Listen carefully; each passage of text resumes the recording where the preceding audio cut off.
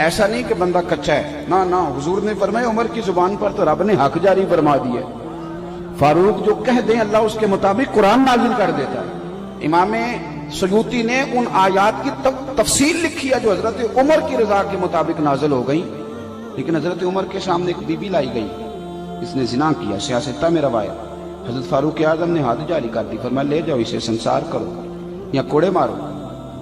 صحابہ لے کے جا رہے ہیں، مولا علی شیر خدا آ گئے، کہاں لے کے جا رہے ہو؟ حضور اس پر حضرت عمر نے حد لگائی ہے، فرمایا عمر کو تم نے بتایا تھا کہ یہ تو بیچاری دیوانی ہے، یہ تو ذہنی طور پر کمزور ہے، یہ تو مجذوب ہے، اسے تو پتہ ہی کو نہیں، یہ بتایا تھا؟ حضور نہیں، فرمایا عمر نے پوچھا تھا؟ حضور نہیں، فرمایا چلو واپس چلو، حق قبول کریں۔ حضرت مولا علی شیر خدا واپس لائے، فرمایا عمر فیصلہ کرتے ہو پوری بات کیوں نہیں پوچھتے؟ آپ نے کہا لی کیا ہوا؟ فرمایا تم نے اس عورت پہ حد لگائی، حضور لگائی، فرمایا تمہیں پتہ ہے یہ مجذوب ہے، دیوانی ہے، مرفوع القلم ہے، اس پر حد نہیں لگتی؟ عرض کی کہ حضرت عمر فاروق فرمانے لگے مجھے تو پتہ ہی نہیں، تو آپ فرمانے لگے پہلے پتہ کیا کرنا پھر معاملہ طے کیا کر۔ حضرت عمر نے کوئی بہانہ نہیں کیا، بہانے بھی ہوتے ہیں نا، انہاں مینوں صحیح نہیں گل دسی، اے بندے نے مینوں انج کیا سی، کوئی بہانہ نہیں لگایا۔ عمر نیچے اترے اور سجدے میں گر گئے، یا اللہ عمر کو معاف کر دے، یا اللہ عمر کو معاف کر دے۔ اور پھر چمکتے ہوئے جملے سیدنا فاروق اعظم کے فرمانے لگے لوگو آج اگر علی نہ ہوتا تو عمر ہلاک ہو جاتا، آج اگر علی نہ ہوتا تو عمر ہلاک ہو جاتا۔ بات کو سمجھیں، آپ قبول کریں، اگر آپ تک شکر کریں، حق اگر کسی تک آ گیا حق کو مانیں اور ڈٹنا سیکھیں اور حق بات کہنا سیکھیں۔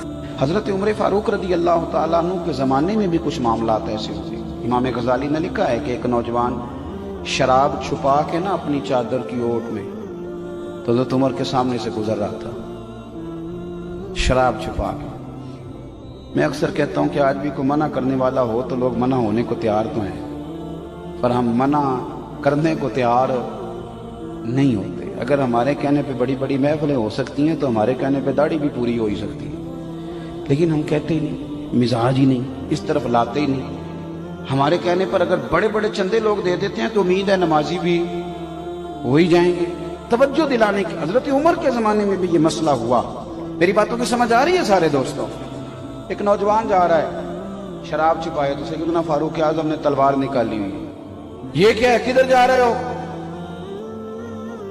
تو وہ کہنے لگا حضور وہ نا سرکہ ہے میرے پاس، اور اندر دعائیں مانگ رہا ہے، یا اللہ آج عمر سے بچا لے، آج کے بعد شراب نہیں پیوں گا۔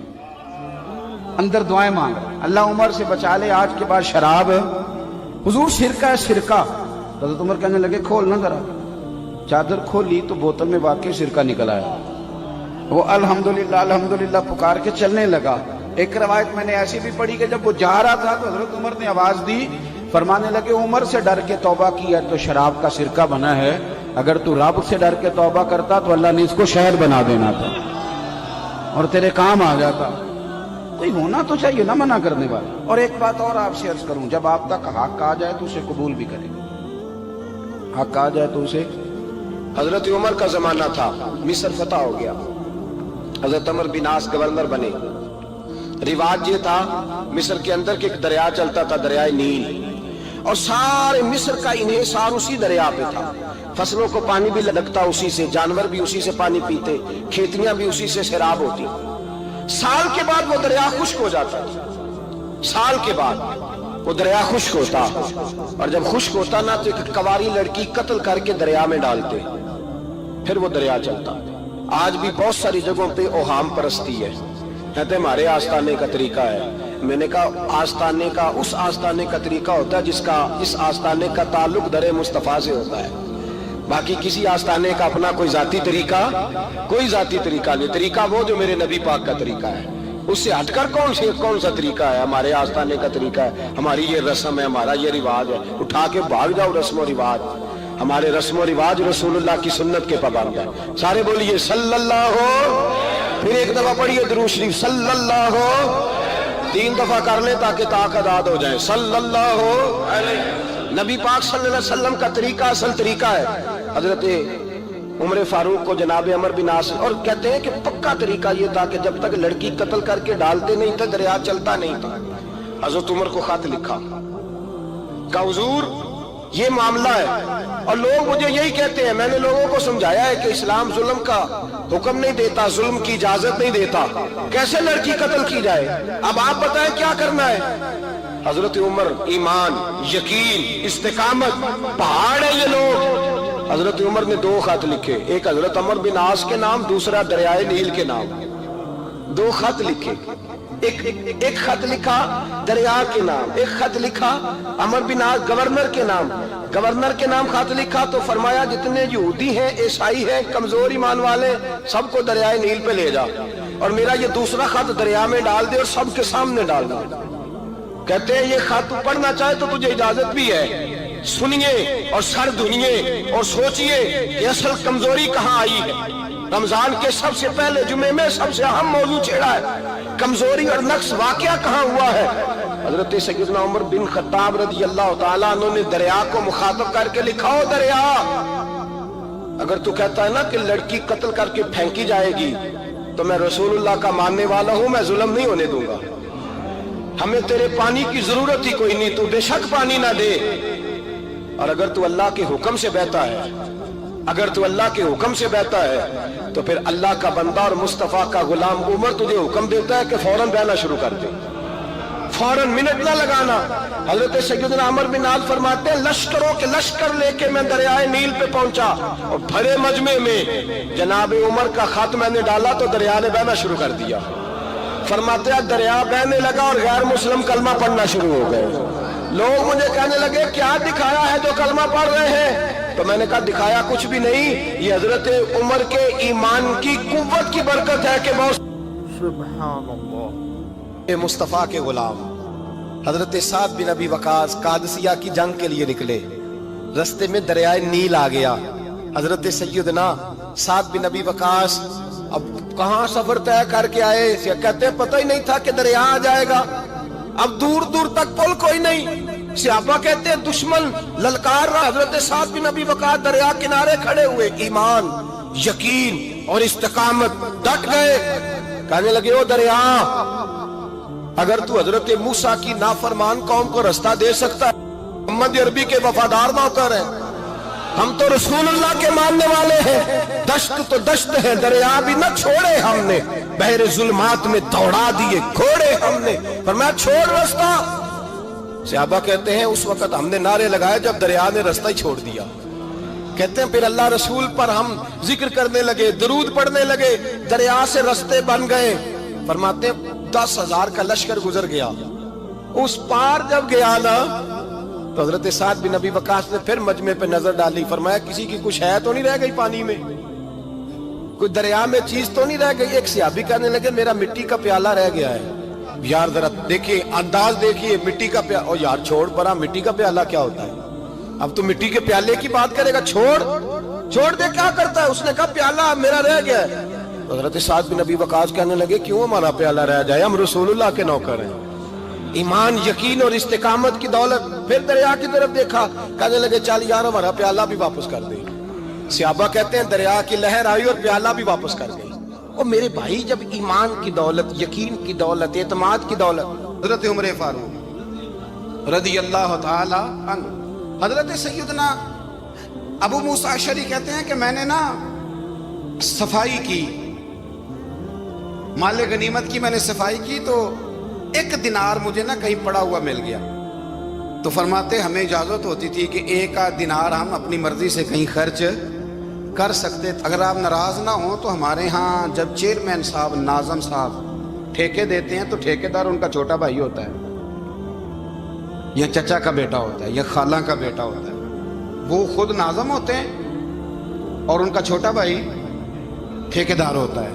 यानी वो ना सारा कुछ घर के अंदर ही रहता है, घर के अंदर एक पैसा देता है, दूसरा वापस उसको वापस कर देता है, घर के अंदर ही। अब तो खैर हमारे लोग समझदार हो गए, एक बंदा एक सियासी जमात में होता है, दूसरा दूसरी में, और तीसरा जिसकी भी हुकूमत आई हुकूमत तो हमारी रहेगी ना, एक बंदा तो है ना उस जमात। ये अच्छा लोगों ने एक तरीका निकाला है। تو حضرت عمر کے بیٹا گزر رہا تھا تو حضرت ابو موسیٰ اشعری کہتے ہیں میں نے صفائی کی تو 1 دینار نکلا، تو میں نے وہ 1 دینار نا حضرت عمر کے بیٹے کو دے دیا۔ میں نے کہا لو بیٹا اپنے چچا کی طرف سے تحفہ۔ تو گھر جا کے انہوں نے حضرت عمر کو بتایا کہ چچا نے پیسے دیے ہیں، چھوٹے بچے تھے۔ حضرت عمر نے حضرت ابو موسیٰ اشعری کو بلا لیا اور بلا کے فرمانے لگے میں تو تمہیں اپنا دوست جانتا تھا اور تو نے میری اولاد کو ہی دنیا دار بنانا شروع کر دیا، میرے بچوں کو ہی تم نے دنیا دار پیسوں پہ لگانا شروع کر دیا، میں تو تمہیں یار سمجھتا تھا۔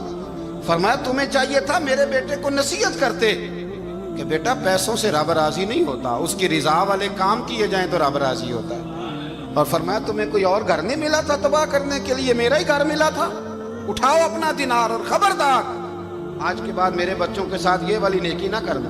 اور ہمارا کیا سٹیٹس ہے؟ دوستی ہے اس سے جو تحفے زیادہ دے، جو بچوں کو خراب کرنے میں مدد زیادہ کرے اس کے ساتھ یہ رہنا۔ حضرت عمر نے گھر پہ اور سب سے بڑھ کر اپنی ذات پہ توجہ کی۔ حضرت ابو مالک رضی اللہ تعالیٰ عنہ کہتے ہیں میں عمر کے پیچھے پیچھے ایک باغ میں گیا، اکثر اس باغ میں جایا کرتے تھے، اور عمر جا کے نا تو درخت کے نیچے بیٹھ گئے اور فرمانے لگے او امیر المومنین اللہ سے ڈر جا، ورنہ جس رب نے حکومت دی ہے وہ عذاب بھی بڑا دے گا، ڈر جا رب سے۔ کبھی ساری زندگی حضرت عمر نے اپنا کوئی تعارف نہیں کرایا، کبھی نہیں۔ ایک بندے نے آپ کے سامنے تعریف کر دی آپ کی تو فرمانے لگے تو خود بھی ہلاک ہوا اور مجھے بھی ہلاک کر دیا، کیا ضرورت پڑی ہے میری تعریفیں کرنے کی؟ اتنی دیر میری تعریف میں لگائی، اللہ کا ذکر کرتا رب تجھے ثواب دیتا، حضور پہ درود پڑھتا تو رب تیرے اوپر رحمتیں نازل کرتا، کس چکر میں ہے؟ آج جتنا اچھی کوئی خوشامد کرے اتنی اچھی وزارت ملتی ہے، جتنی اچھی اس کو جو ہے وہ چاپلوسی کرنی آیا درجہ بھی اسے اتنا ہی اچھا ملتا ہے۔ حضرت عمر فاروق رضی اللہ تعالیٰ عنہ آپ کے بیٹے کہتے ہیں، صاحب فتوح الشام نے لکھا ہے، آپ کے صاحبزادے کہتے ہیں میں نکلا تو میرے ابا جی نا اپنی پشت پر مشکیزہ رکھ کے کنویں سے پانی بھر کے آ رہے تھے۔ میں دوڑ کے آگے گیا، میں نے کہا ابا جی مجھے دے دے۔ فرمانے لگے بیٹا تیرا کیا خیال ہے، کوئی اور نہیں تھا مشکیزہ بھر کے لانے کے لیے، تیرا کیا خیال ہے؟ کہا ابا جی بڑے لوگ تھے پر آپ کیوں اٹھا رہے ہیں؟ فرمانے لگے نفس نا ذرا میرا بڑا ہو گیا تھا، اسے ذرا ذلیل کر رہا ہوں، ذرا اپنا محاسبہ کر رہا ہوں، یہ مجھے کہہ رہا تھا تو بڑی چیز ہے، تو میں نا ابھی مشکیزہ گھر رکھ کے آؤں گا، پھر تیری ماں نے مجھے کہا ہے کہ گھر میں لکڑیاں کوئی نہیں جلانے کے، پھر میں جنگل سے لکڑیاں کاٹ کے لاؤں گا۔ اب میں امیر المومنین بن کے نا تو میرا نفس تھوڑا بڑا ہو گیا۔ اب یقین کریں ہمارا آزما خراب ہو جاتا ہے جب تک ہمارا تعارف صحیح نہ ہو، ہمارا تعارف ٹھیک نہ ہو، میں یہ ہوتا ہوں میں وہ ہوتا ہوں، چھوڑ مٹی دیں تے مٹی رہنا ہی، مٹی دیں تے مٹی دیں تے مٹی رہنا ہی، ایویں کادی بلے بلے اج مٹی دے اتے بندیا تے کل مٹی دے تھلے، مٹی دیں تے مٹی رہنا ہی، کادی بلے، مجھے پوچھ لو مجھے جان لو میرا نام لے لو، میں بھی آیا ہوں، میں بھی ہوتا ہوں، میرا بھی یہ تذکرہ ہے، میں بدکار پرانا خادم کسے در ملی نہ ڈوئی، اے تے واصف یار نے نظر جو کی تھی تے واصف واصف ہی ہوئی۔ یہ تو بڑی بات کی بات ہے، تو بات کی بات ہے صاحب، ورنہ من نانم کے من نانم، جو ہم ہیں اس کا ہمیں پتا تو ہے نا بھائی۔ کبھی بھی یہ جو ذات کا چکر ہے نا میں بھی ہوں مجھے بھی، او بھائی یاد رکھو میں کون ہوں، یہ جو نام نمود اور یہ خواہشیں اور یہ جو وقار یہ تو کمزور لوگوں کا طریقہ ہے، جس کو اپنا تعارف کرانا پڑ گیا اس سے بھی زیادہ کمزور کوئی ہے، فوٹو میں دکھاتا پھرتا ہے فلانے کے ساتھ فوٹو فلانے، تو کمزور بندے یہ کام کرتا۔ حضرت عمر فاروق اللہ اکبر، حضرت عمر جیسا بندہ 24 لاکھ مربع میل کا حکمران اور شاہ روم کو خط لکھ کے کہتا ہے میں منت نہیں کرتا میں حکم دیتا ہوں، اتنا تگڑا بندہ۔ جنگ قادسیہ کے لیے حضرت سعد بن ابی وقاص کو بھیجا، فتوح الشام پڑھ کے دیکھیں۔ حضرت عمر بڑے پریشان ہیں، اتنے دن ہو گئے کوئی رپورٹ ہی نہیں آئی، اب تو موبائل ہے نا تو ایک ایک منٹ کی رپورٹ لیں آپ، بلکہ آپ ایک ایک منٹ کی فوٹو لیں، آپ رپورٹ تو دور رہ گئی۔ حضرت عمر فاروق رضی اللہ تعالیٰ عنہ بڑے پریشان ہیں کہ قادسیہ میں حضرت سعد بن ابی وقاص کے ساتھ لوگ جہاد کرنے گئے، رپورٹ کوئی نہیں آ رہی، اتنے پریشان تھے کہ باہر نکل کے نا اس رستے پہ بیٹھ جاتے جو رستہ قادسیہ کی طرف سے آتا تھا، اس جو بھی آتا جاتا پوچھتے جنگ کے کیا حالات ہیں۔ ادھر جب اللہ نے فتح دے دی نا تو حضرت سعد بن ابی وقاص رضی اللہ تعالیٰ عنہ نے ایک قاصد کو خط دے کے بھیجا، کہنے لگے عمر کے پاس جاؤ، انہیں اطلاع دو کہ الحمدللہ اللہ نے اسلام کو فتح عطا کر دی۔ یہ حضرت عمر کو جا کے دینا وہ بڑے پریشان ہوں گے. وہ جو اس زمانے میں اس طرح ہوتا تھا کہ کئی دور دور سے صحابہ جو دوسرے شہروں کے ملکوں کے رہنے والے ہوتے تھے وہ بھی آ کے شامل ہو جاتے تھے جہاد میں. کوئی ایک دفعہ مدینے آیا, کوئی 2 دفعہ آیا, پھر اپنے اپنے علاقوں میں. بہت سارے لوگوں نے زیادہ دفعہ حضرت عمر کو دیکھا بھی نہیں تھا. وہ جو قاصد خط لے کے آیا تھا نا, اس نے 1 دفعہ دیکھا تھا. حضرت عمر بوڑھے ہو گئے, وہ پہچانتا نہیں تھا. میری بات کی سمجھ آ رہی ہے آپ حضرات؟ ادھر سے وہ خط لے کے آ گیا. حضرت عمر مدینے سے باہر نکل کے اس روڈ پہ بیٹھے تھے جو قادسیہ سے آتا تھا. جب اس آدمی کو آتے دیکھا تو حضرت عمر اٹھ کے کھڑے ہو گئے, فرمانے لگے قادسیہ سے آ رہے ہو؟ وہ کیا کہتا ہے؟ پھٹے پرانے کپڑے, ٹوٹے ہوئے جوتے, سر پہ پرانی پگڑی. کہنے لگے غلام مدینے کے رہنے والے ہو؟ حضرت عمر کہنے لگے ہاں مدینے کا ہوں. کہا میں قادسیہ سے آیا ہوں, الحمدللہ اللہ نے اسلام کو فتح دے دی ہے, الحمدللہ کفر کی کمر ٹوٹ گئی ہے. اس نے یہ بات کر کے تو گھوڑے کو ایڑی لگائی, گھوڑا دوڑنے لگا مدینے کے. حضرت عمر بھی ساتھ ساتھ دوڑ رہے ہیں. فرمانے لگے اچھا بتاؤ خالد بن ولید کا کیا حال ہے؟ تھوڑا آگے جا کے فرمانے لگے اسامہ بن زید کیسے ہے؟ وہ کہتے ہیں ٹھیک ہے. پھر اس نے اور گھوڑا. عمر ساتھ ساتھ دوڑ رہے ہیں, ساتھ ساتھ. 24 لاکھ مربع میل کا حکمران, ایک جوتا پیر سے نکل گیا, عمر دوڑ رہے ہیں. آگے جا کے پوچھتے ہیں سعد بن ابی وقاص کا کیا حال ہے؟ کہ حضور وہ بھی ٹھیک ہے. کتنے لوگ میرے شہید ہو گئے مسلمانوں میں سے؟ کہنے لگا صحیح گنتی کا نہیں پتا.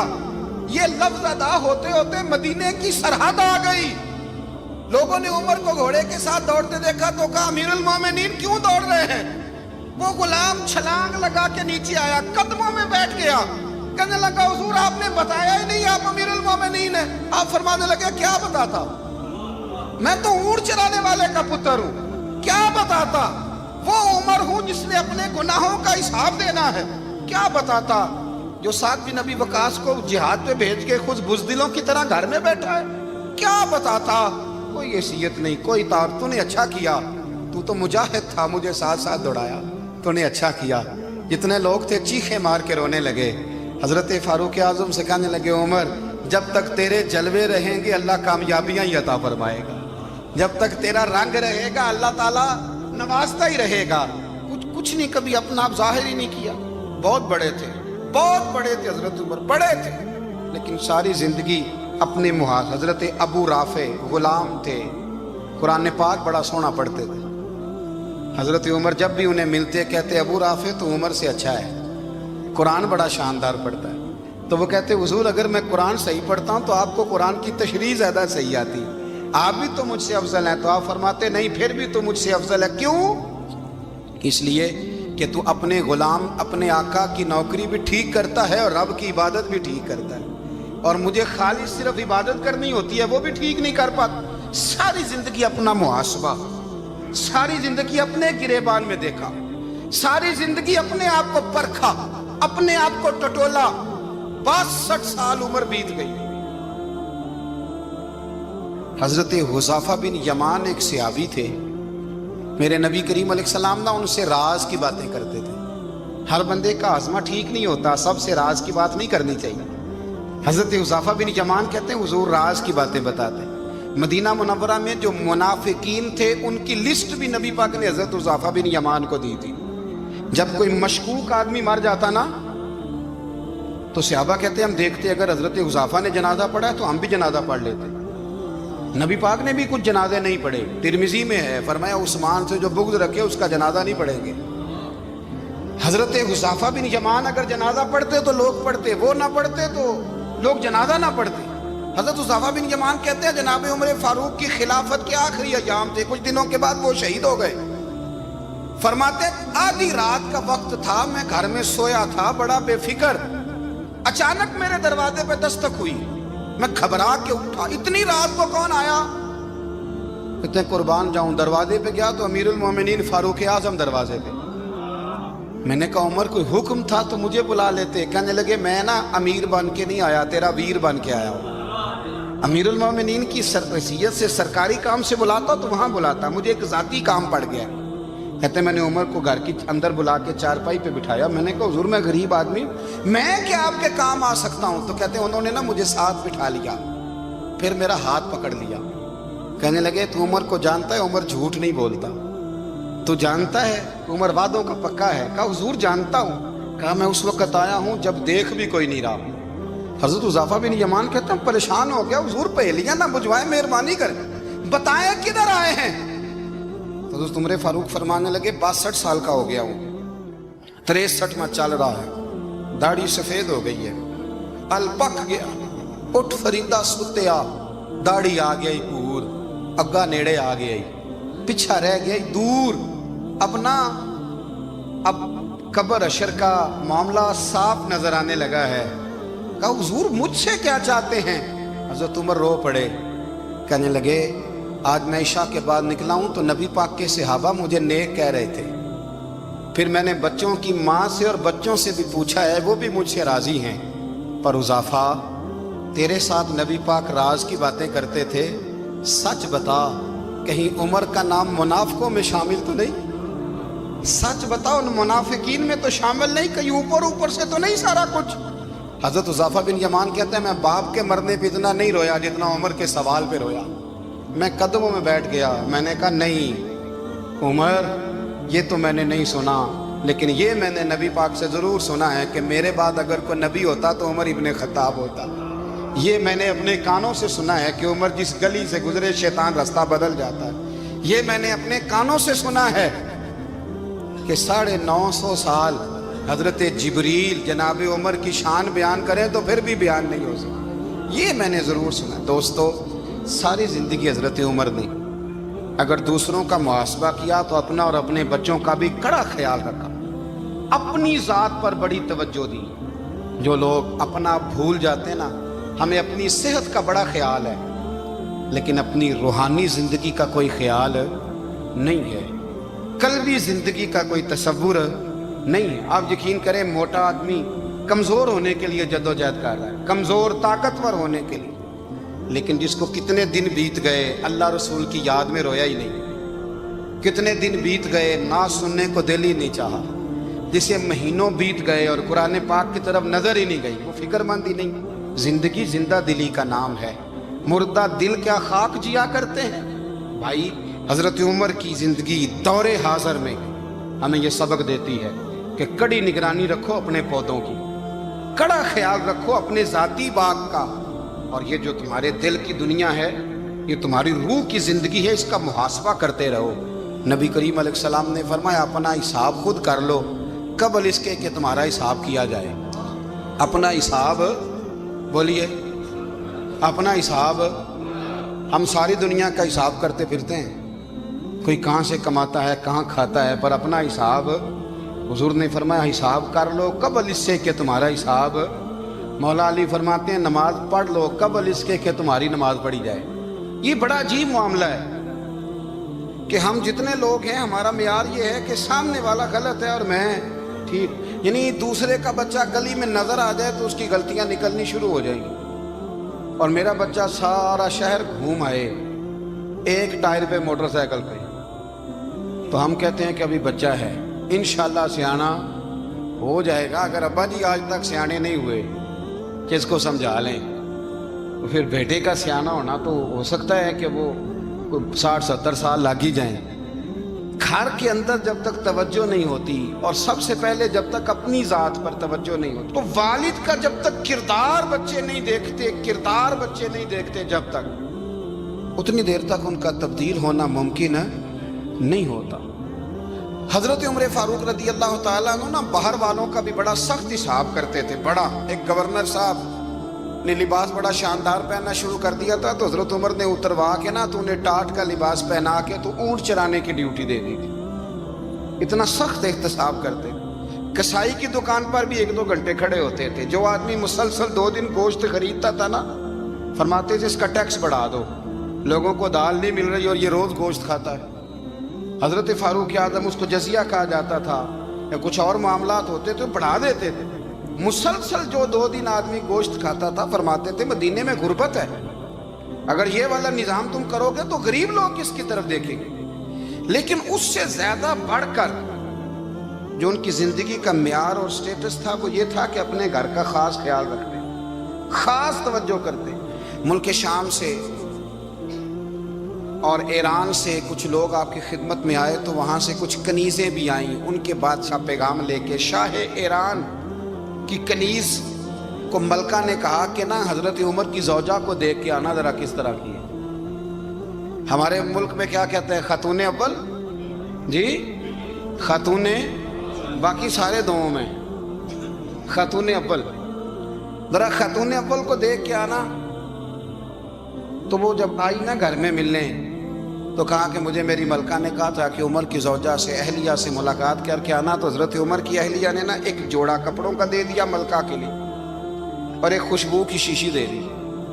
اب جب وہ تحفے وہاں گئے تو اس ملکہ نے نا کچھ سونے کا سامان بھیجا، کچھ زیورات بھیجے، کچھ تحائف بھیجے۔ جب حضرت عمر کے گھر آئے نا، وہ خادم لے کے آیا، اس نے کہا جی آپ کی اہلیہ نے تحفے بھیجے تھے، تو جواب میں شاہ ایران کی بیوی نے، یہاں جس ملک کا وہ سفیر تھا، انہوں نے بھی یہ بھیجے ہیں۔ تو حضرت عمر فاروق نا وہ تحفے لے کے گھر گئے تو جا کے کہنے لگے اپنی اہلیہ سے، یہ تو کب سے تحفے تحائف بھیجنے لگ گئی ہے؟ یہ کب سے نظام شروع ہو گیا؟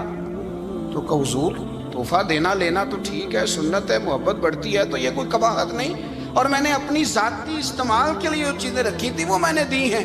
تو حضرت عمر فاروق رضی اللہ تعالیٰ عنہ فرمانے لگے ہم نے کسی ملک کے ساتھ اور اس کے بادشاہ کے ساتھ ذاتی تعلق نہیں بنانا، تعلق جو بھی بنے گا رسول اللہ کے دین کی برکت سے بنے گا، ذاتی رشتے نہیں ہم نے قائم کرنے۔ ذاتی آپ کے ملک کی جو ایئر لائن جس کا ہر سال خسارے کا ڈنڈورا پیٹا جاتا ہے نا، وہ ہمارے بادشاہ صاحب اور صدر صاحب اگر غیر ملکیوں کو گھوڑا کبھی بھیجنا ہو نا، گھوڑا، تو پورا ایک جہاز گھوڑا لے کے تحفے میں جاتا ہے، پورا جہاز غریب قوم کا یہ سرمایہ، اور قوم بڑی بادشاہ ہے، لائنوں میں لگ کے ووٹ دیتی ہے۔ دو کام ہمیشہ لائن میں لگ کے کرنے، ایک بل لائن میں لگ کے جمع کرانا ہے اور ایک ووٹ لائن میں لگ کے، تاکہ پھر پورے 5 سال لائن میں ہی لگے رہیں۔ مرضی سے آپ ووٹ دینا، پر جو بات درست ہے اس کو سنو۔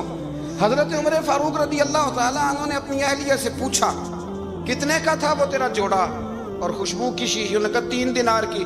فرمایا یہ 3 دینار تیرے، اور باقی جو تحفے آئے ہیں وہ تو خود کہہ، چونکہ اس نے تیرے نام بھیجے ہیں، تو کہہ کہ میں مال غنیمت میں دیتی ہوں، تو کہہ میں مسلمانوں کو کہہ۔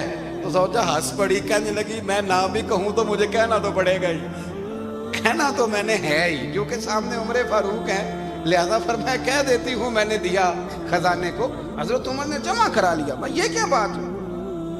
میرے گھر والے جو مرضی کریں، ان کا معیار زندگی جس طرح کا مرضی ہو۔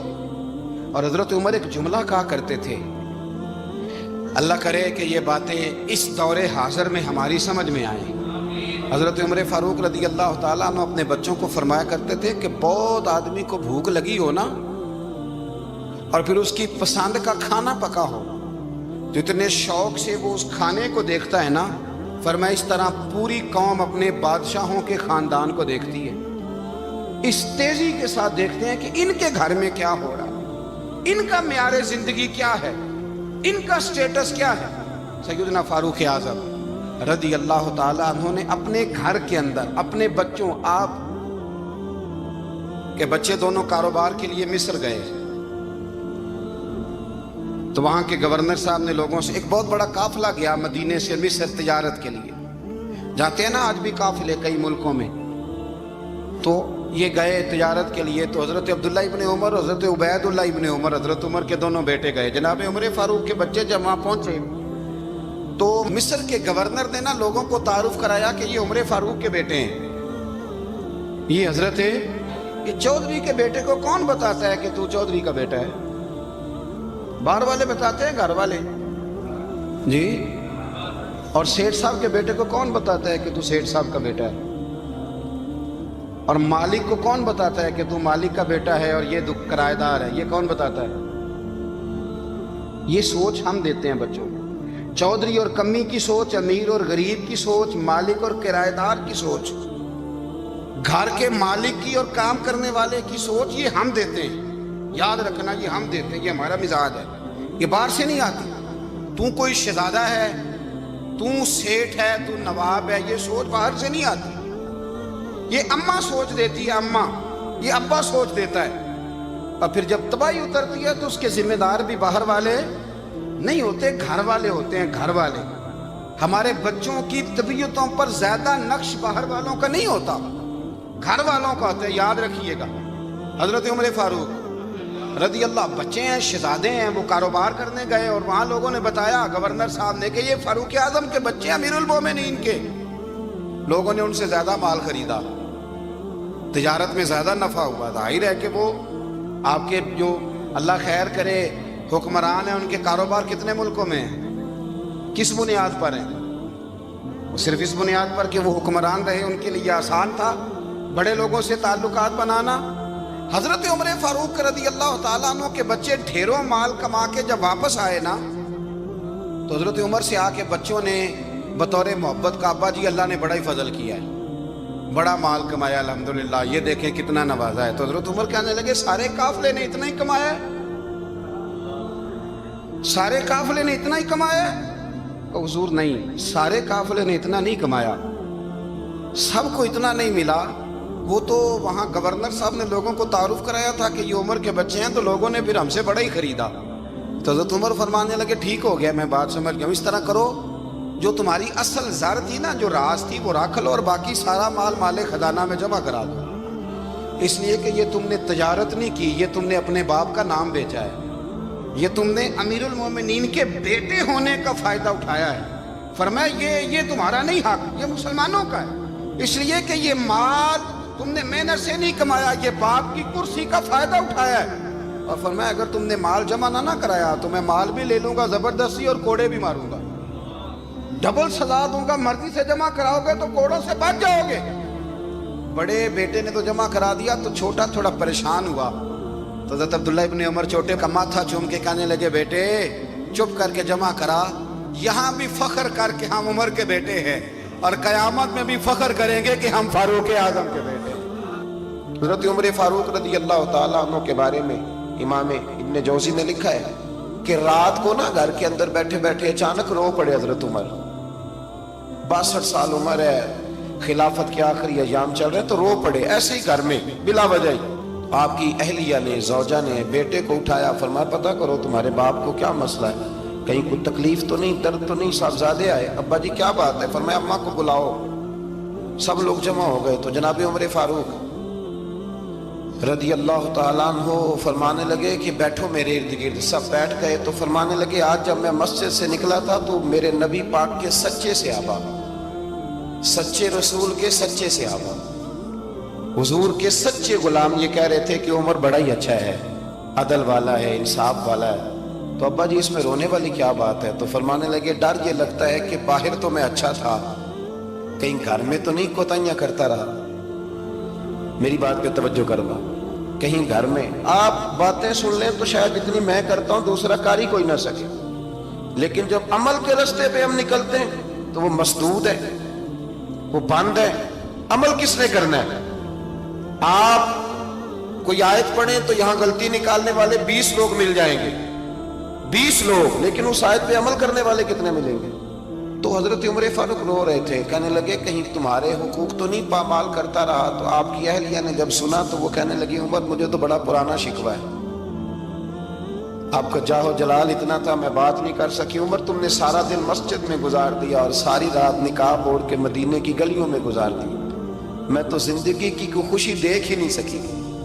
چاہ تو میرے اندر بھی تھے نا کہ میرا شوہر کچھ گھڑیاں بیٹھتا، کہیں مجھے لے کے جاتا، تو میں تو کچھ نہیں دیکھا، مجھے بڑا شکوہ ہے.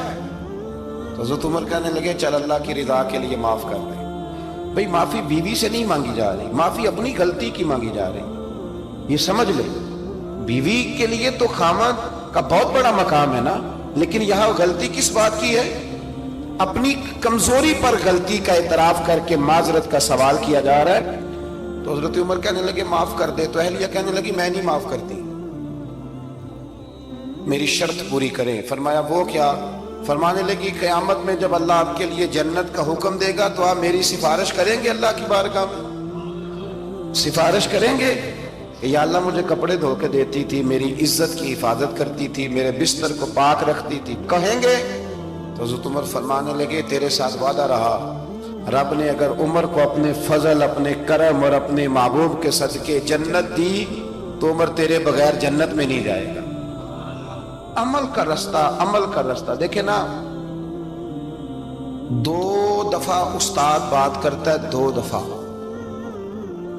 اور کوئی زیادہ، ایک تو ہے نا کہ ایم اے اور جناب ایم ایڈ اور ایم فل اور پھر پی ایچ ڈی قسم کا استاد، ایک وہ جو matric P T C teacher ہے نا، وہ 2 دفعہ اسٹوڈنٹ کو کام کہے تو تیسری دفعہ وہ ناراض ہو جاتا ہے، کہتا ہے میں 2 دفعہ کہا ہے۔ بچے کو آپ 2 دفعہ کہتے ہیں اور اگر تیسری دفعہ کہنا پڑے تو غصہ آتا ہے نہیں آتا؟ بھئی تو نے اتنی دفعہ کہا ہے، تو سمجھ نہیں رہا بات کو۔ اور اگر اللہ کریم قرآن مجید میں سینکڑوں دفعہ کہے نماز پڑھو، سینکڑوں دفعہ، اور یہ بہانے کر رہا ہے، یہ بھی پروگرام بنا رہا ہے، پھر کہتا ہے میں بے چین رہتا ہوں، میں بے قرار رہتا ہوں۔ عمل کا رستہ اس کو اختیار کریں، آپ سکون میں رہیں گے۔ بد عمل آدمی اور بے عمل آدمی یہ ہمیشہ پریشان رہتے ہیں، ہمیشہ۔ عمل کریں، توبہ کریں تو پھر بدل جائیں، پھر تبدیلی آئے، اور یہ کوئی مشکل کام نہیں، جو بدلنے والے تھے وہ بدل گئے، بڑا کچھ کرتے تھے پر پھر وہ لوگ بدل گئے۔ حضرت فضالہ رضی اللہ تعالیٰ عنہ کہتے ہیں کہ میں بڑا دلدادہ تھا عورتوں کا،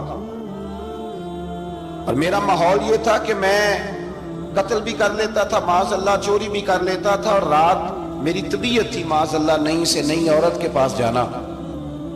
کہتے ہیں ابو جہل نے اعلان کیا کہ جو نبی پاک علیہ السلام کا سر اقدس معاذ اللہ کاٹ کے لائے گا، نقل کفر کفر نہ باشد، 100 سرخ اونٹ انعام ملے گا۔ تو میں نے ارادہ کر لیا کہ میں بہت سارا انعام حاصل کروں گا۔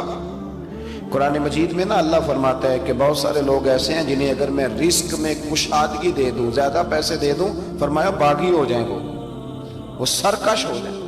یہ بہت سارے لوگوں کو جو اللہ تبارک و تعالیٰ اعتدال میں رکھتا ہے تو یہ ان کے لیے بہتر ہے۔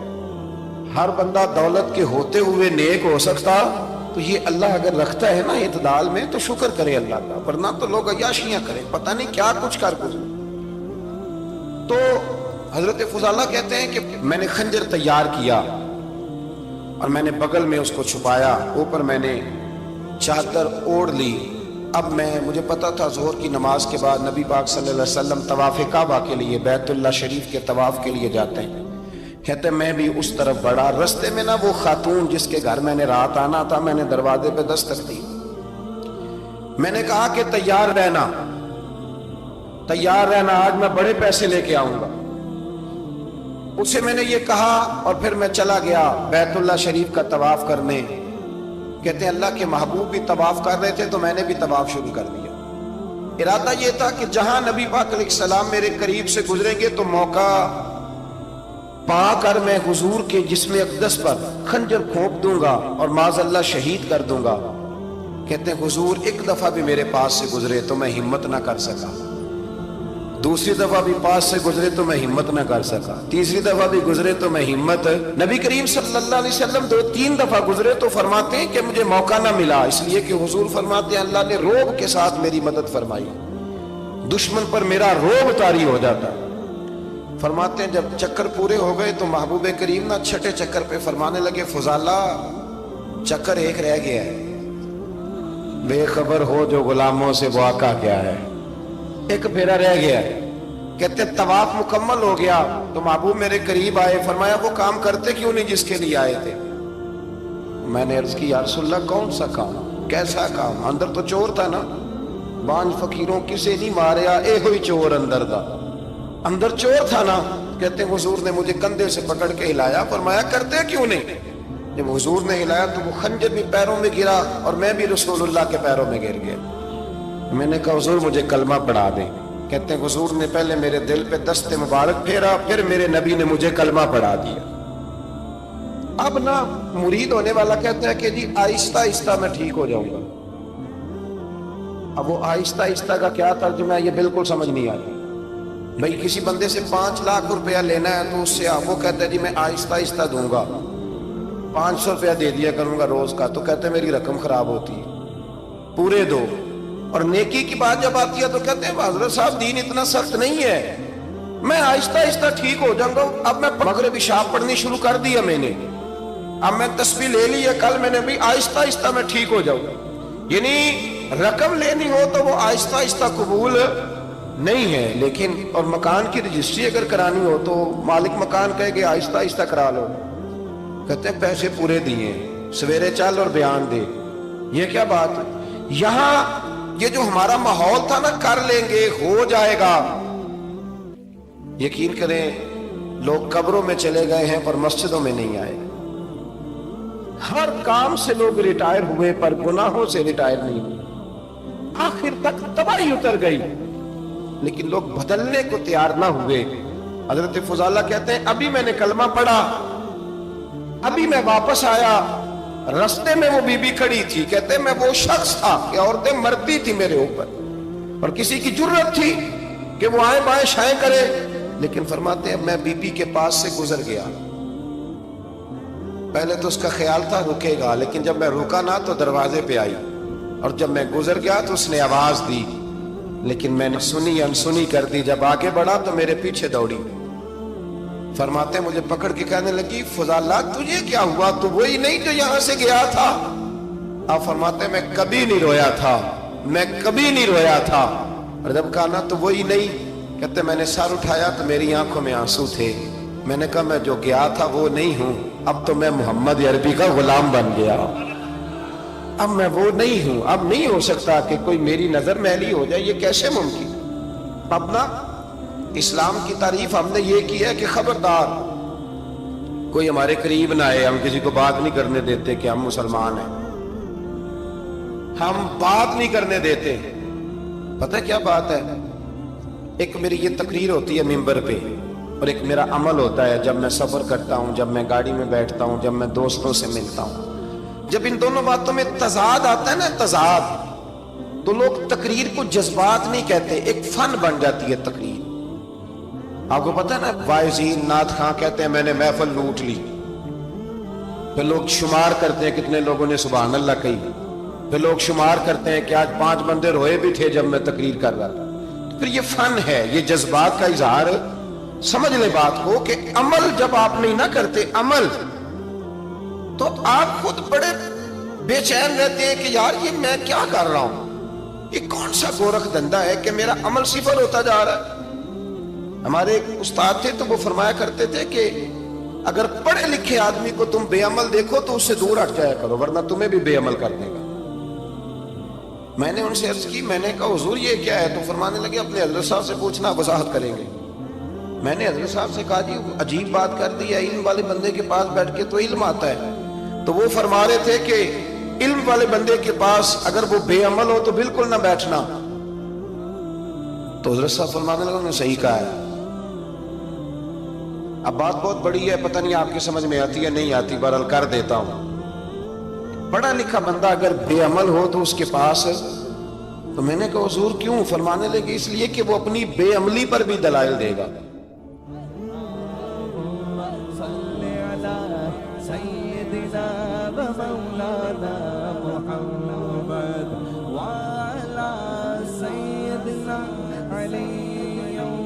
سیدتنا فاطمہ سیدتنا زینب سیدنا حسن سیدنا حسین. زینب کی بارگاہ میں سلام نیاز ہے، زینب کی بارگاہ میں سلام نیاز ہے، زینب کی بارگاہ میں سلام نیاز ہے، زینب کی بارگاہ میں سلام نیاز ہے.